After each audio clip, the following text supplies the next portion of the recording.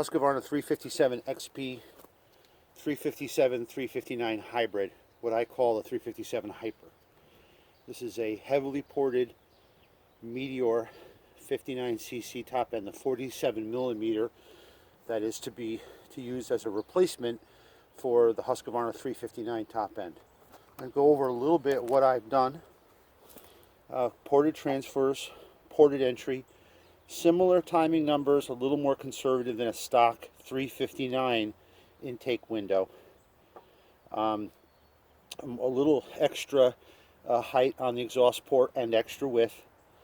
The transfers, the base of the transfers are moved up about 3/8 of an inch, and they're funneled out, they're tapered, so they look a lot more like a 372. The piston has had windows added, although not very aggressive on this piston. And I use a lightweight wrist pin from the 372 X Torque, which I shorten up to fit this 47 millimeter piston. It's a 12 millimeter wrist pin. My memory serves me correctly. It's a stock ported muffler. There's a large hole burrowed in the intermediary plate, and also enlarged output, although not a lot.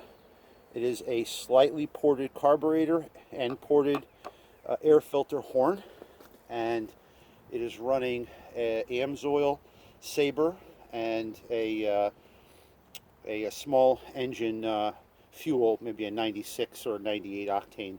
That part's not really all that important. It does have good bottom end torque and a lot of RPM. I'm running a narrow kerf chain. This is a pre-Speedcut chain, but it is what they call their micro chisel, and I just find it to be very durable. This one I've cut about a half a cord width since I sharpened it, so it's not quite sharp. The rakers are kind of low, so it is a little grabby, and you'll hear that when I run it.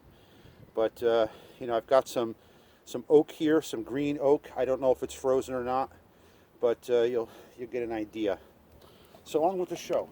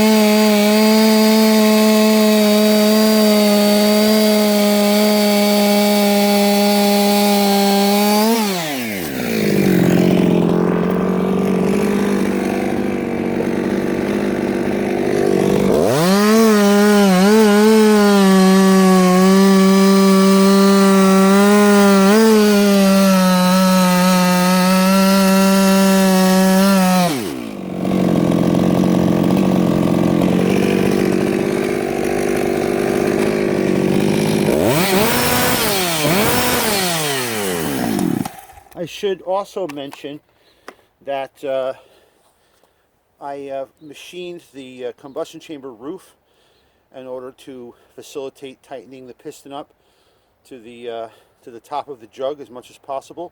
This one's running about 18,000 squint clearance, which with a wet compression test, that's going to give you, if I remember right, about 195 psi on the starter rope. So it's up there. And I have used a thermal imager to look at the jug temperature during heavy cutting, and it can run as high as 385 degrees. But so far, as long as you got the ring right, it hasn't been a problem. I'm not seeing any galling, maybe a little bit of metal transfer between the bottom of the ring and the ringland, but that seems to be something I see on a lot of engines. I don't have a complete answer for that. But the plating's looking good. I just had this down. I put a new ring in it, and I set the gap at around 12 thousandths. As equipped from Meteor in this lightly honed cylinder, it was 9 thousandths. So that's a little more safety margin. I have lost one of these top ends that I built. I didn't check the ring end gap. I put it together. The saw ran similar to this, maybe a little bit stronger. It was a little more aggressive on the intake and exhaust, and the ring end butt, and it spit the ring out, and it did score the cylinder. So I've learned to be a little more careful with the aftermarket rings and making sure that end gap. Of course, this engine is definitely developing more power than it was intended to, and there's more heat and heat faster. And that seems to be something that can aggravate a tight end ring gap. The consequence, however, is that if you pull it over slow on the rope, it doesn't feel like it has very good sealing, and I do know that the single ring with that gap is responsible for that. But so far on this combination, I'm not running ceramic bearings. I am building a saw that's going to use the dominant saw ceramic 6202s. I'm very excited. I like their products. So I'm looking forward to putting that together. I don't expect to see big power gains, but I'm just going to see where it goes. But this particular saw, this saw's cut 6 or 7 cords. I don't generally do this type of work with it. You know, it's really kind of meant as sort of a strategic tool for cutting down medium-sized trees, and it's very effective at that, especially with the high free rev around 15,000. But I'm trying to beat it up and let it prove itself and see that it's rugged.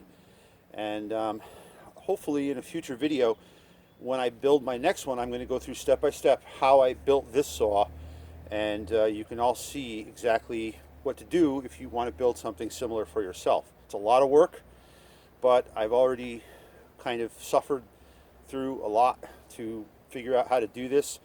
You know, taking them apart dozens of times and making small changes. And I think I'm finally at a point where I have a package that, at least for my purposes, will live, and it makes good power. And it's also surprisingly good on fuel, mainly because you can't really run it rich. It just won't wind. And so far it's been holding up.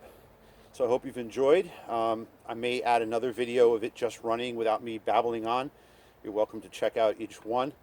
And if you have any questions or want to see something, please write in the comments below. Thank you.